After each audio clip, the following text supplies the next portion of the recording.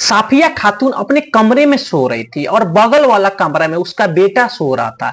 बरसात काफी ज्यादा हो रहा था, तभी साफिया खातून का प्रेमी यानी वकील साहब आ जाते हैं और उसी कमरा में शारीरिक संबंध दोनों बनाने लग जाते हैं। तभी उसका बेटा का आंख खुल जाता है और अपनी मां को गैर मर्द के साथ आपत्तिजनक स्थिति में देख लेता है। हेलो दोस्तों, मैं गोविंद अपने यूट्यूब चैनल में आप लोगों को स्वागत करता हूं। आज एक ऐसी बदचलन औरत की कहानी सुनाने जा रहा है जिसे सुनने के बाद आप भी सोचने और समझने पे मजबूर हो जाएंगे। ये घटना है उत्तर प्रदेश की। उत्तर प्रदेश का एक जिला पड़ता है बिजनौर, और इसी बिजनौर की रहने वाली होती है साफिया खातून, जिसका उम्र लगभग 30 साल था और वो अपने शौहर अली और बेटे आलम के साथ किराए पे रहती थी। बिजनौर में साफिया खातून अपने छोटा सा परिवार के साथ खुशी खुशी रहती थी। उसका बेटा आलम जो कक्षा 5 में पढ़ता था, जिसका उम्र लगभग 10 साल था, उसका पति ड्राइवर था और वह घर से 20 दिन बाहर ही रहता था। साफिया खातून एक बच्चा की मां भी, लेकिन अभी भी वह बहुत सुंदर और खूबसूरत थी। उसे जो एक बार देख लेता उसे देखता ही रह जाता और उसको अपनी सुंदरता पर काफी ज्यादा ही घमंड था। वह अपने पति को ज्यादा भाव नहीं देती थी, लेकिन अली अपने पत्नी की खूबसूरती पर भी काफी ज्यादा दीवाना था। अली अपने तरह से काफी मेहनत मजदूरी करता था ताकि उसको फैमिली को कोई कष्ट नहीं आए। उसका उतना ज्यादा आमदनी भी नहीं था, फिर भी कोशिश करता रहता था। उधर साफिया खातून फैशन औरत थी। उसको जो कुंवारी में सपना देखा था, उसका शादी होते होते टूट गया था। वो अपने पति से कुछ उम्मीद नहीं रखती थी, लेकिन फिर भी वो कभी कभी अपने शौहर से बहुत ज्यादा ही खरीदारी करा लेती थी, जिससे उसका शौहर बहुत ज्यादा परेशान हो गया था। इन्हीं सब बात को लेकर इन दोनों के बीच झगड़ा हो जाता है। उसके बाद उसकी पत्नी बोलती है कि अगर औकात नहीं था नया पुराना पहनाने के लिए तो शादी करके आपको नहीं लाना चाहिए था। यह बात अली को काफी ज्यादा बुरा लगता है। अगले दिन वो ट्रक लेकर चला जाता है और घर पर किसी को नहीं बताता है और लगातार घर से 1 और 2 महीना ना घर पे जाता है और ना घर पर कॉल करता है और ना ही घर पर खर्चा भेजता था। उसकी पत्नी भी काफी ज्यादा चिंता करने लग जाती, कैसे भी करके वो घर को चलाती है। उधर उसका शौहर औरतों के पास जाने लगता है अपना इच्छा पूरी करने के लिए। साफिया खातून कुछ दिन तक काफी परेशान रही, फिर उसने अपने जीने और मौज मस्ती का एक नया रास्ता ढूंढ लिया। हुआ ये था कि एक सुबह जब साफिया खातून नहा रही थी और जब निकली तो उसने तौलिया से अपना शरीर को ढक रखा था। वह आईने के सामने खड़ी होकर गुनगुना रही थी कि अचानक उसका तौलिया उसके शरीर से हटकर नीचे गिर गया। साफिया खातून ने जब अपने खूबसूरत बदन को सामने देखा तो हैरान हो गई।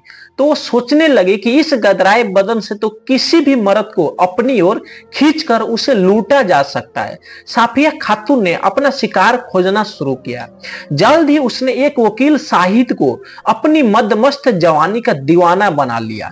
जब शाहिद जी को उसको पहली बार देखा तो उससे देखता ही रह गया और सोचने लगा कि मेरे मोहल्ला में इतना ज्यादा सुंदर भाभी भी रहती है और मुझे तो यह पता ही नहीं है। शाहिद भी साफिया खातून के ऊपर दीवाना हो गया था। अब साफिया खातून भी वकील साहब को जान गई थी।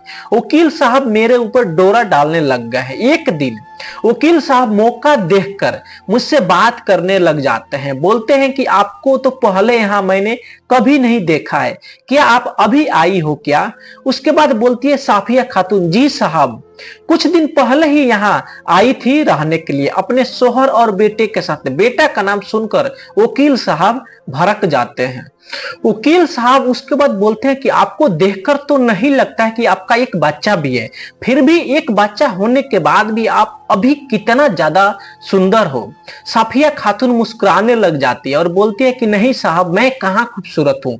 फिर वकील साहब, अगर आप बुरा ना माने तो शाम को चाय पीने चलते हैं एक कैफे। साफिया खातून बोलती है नहीं साहब, मुझे आप कहाँ ले चलोगे, मैं आपके साथ जाने लायक नहीं हूँ। फिर साफिया खातून जाने के लिए तैयार हो जाती है। उसके बाद शाम 5 बजे वकील साहब और साफिया खातून एक कैफे में बैठकर चाय की दोनों चुस्की ले रहे थे, तभी उसके हाथ पर वकील साहब हाथ रख देते हैं और साफिया खातून अंदर ही अंदर मुस्कुराने लग जाती है। उसके बाद वो कुछ बोलती नहीं है। उसके बाद अंदर ही अंदर वकील साहब समझ जाते हैं और तभी बहुत तेज बारिश होने लग जाती है। कैसे भी करके जैसे तैसे बचते बचते दोनों काफी ज्यादा भीग गए थे। उसके बाद दोनों ठंड को लगने लग जाती है। साफिया खातून भीगने के बाद काफी ज्यादा ही हॉट लग रही थी और बारिश ज्यादा होने की वजह से दोनों को शरीर आपस में टच कर रहा था। उसके बाद वकील साहब मन ही मन बोल रहे थे कि काश ये बारिश पूरी रात होती। उधर सफिया खातून वकील का अंदर ही अंदर मन पढ़ लिया था। उसके बाद फिर वकील साहब बोलते हैं कि एक काम करो, आज हम दोनों इसी होटल में रुक जाते हैं, कल सुबह दोनों चले जाएंगे। सफिया खातून माना कर देती है और बोलती है कि नहीं वकील जी, मेरा बेटा घर पर अकेला है, वह बिना खाए कैसे सोएगा। मेरा शोहर अली अभी से 2 महीना से घर से बाहर है, मुझे घर जाना ही पड़ेगा। उसके बाद दोनों भीगते भीगते गाड़ी में जाकर बैठ जाते हैं और जैसे ही सफिया खातून का कमरा आता है तो वकील साहब बोलते हैं कि एक गिलास चाय आप मुझे बनाकर पिला दो, मुझे बहुत ज्यादा ठंड लग रहा है। उसके बाद दोनों गाड़ी से निकलकर कमरा में जाने लग जाता है। लोग आगे आगे साफिया जा रही थी और पीछे पीछे वकील साहब जा रहे थे। उसके बाद साफिया घर पर देखती है कि बेटा अभी तक घर पर नहीं आया है।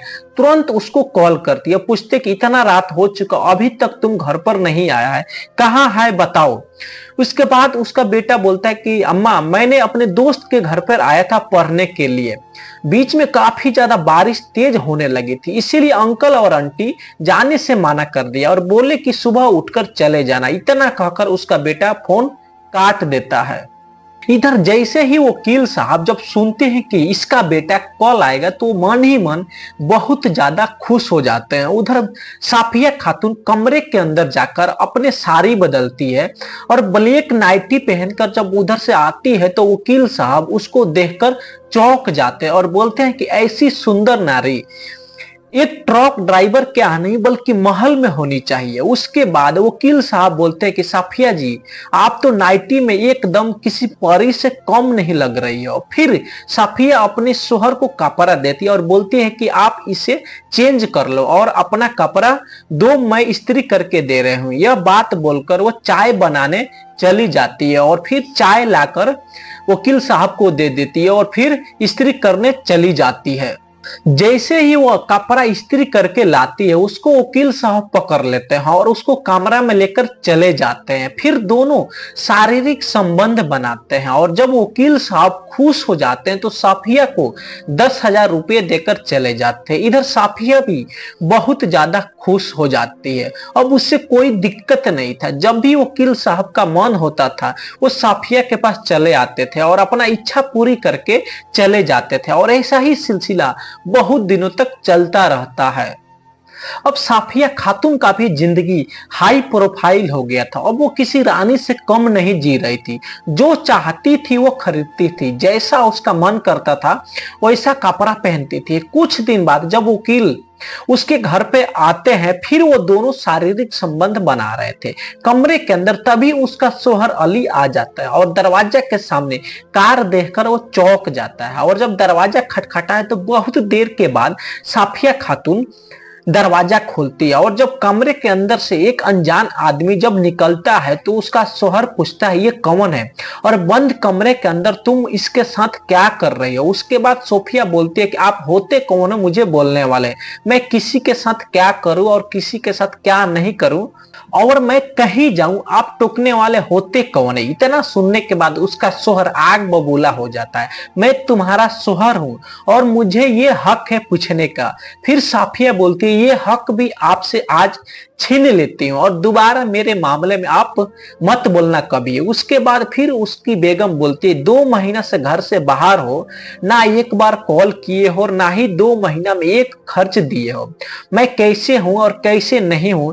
इतना सुनने के बाद उसका शोहर बहुत उदास हो जाता है क्योंकि वो भी जानता था मेरा ही सब कुछ गलती था। इसके बाद वह गुस्सा से घर छोड़कर फिर चला जाता है, जिसके साथ तुम्हें रहना है रहो, दोबारा मेरे पास कभी कॉल मत करना भूल कर भी।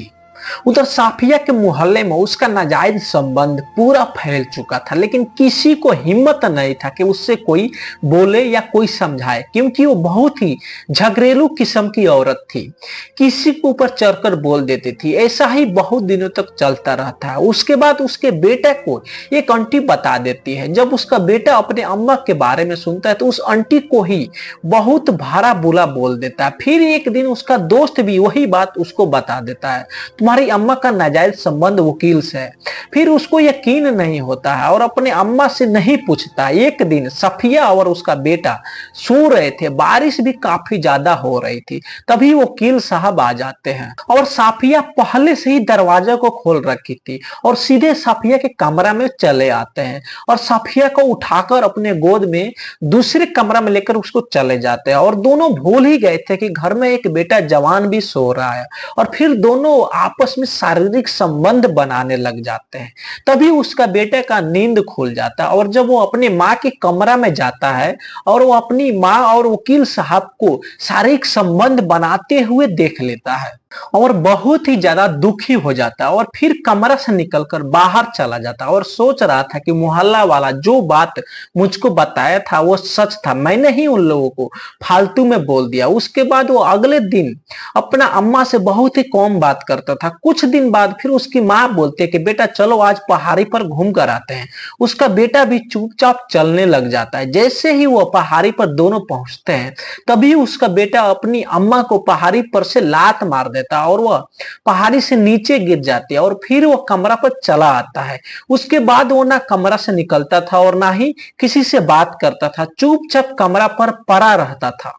जब 2-3 दिन हो गए तो साफिया कहीं नहीं दिखाई दे रही। तभी एक पड़ोसी आकर पूछती है, बेटा आपकी अम्मी घर पर गई है क्या, आजकल कहीं दिखाई नहीं दे रही। तुरंत उसके मुंह से निकलता है, मैंने अपनी अम्मा को जान से मार दिया, उसको पहाड़ी पर ले जाकर धक्का दे दिया था। पहले तो उन लोगों को लगा कि उसका बेटा पागल हो गया है, कैसे कोई अपनी अम्मा को मार सकता है, चाहे कितना भी गुनहगार क्यों नहीं हो।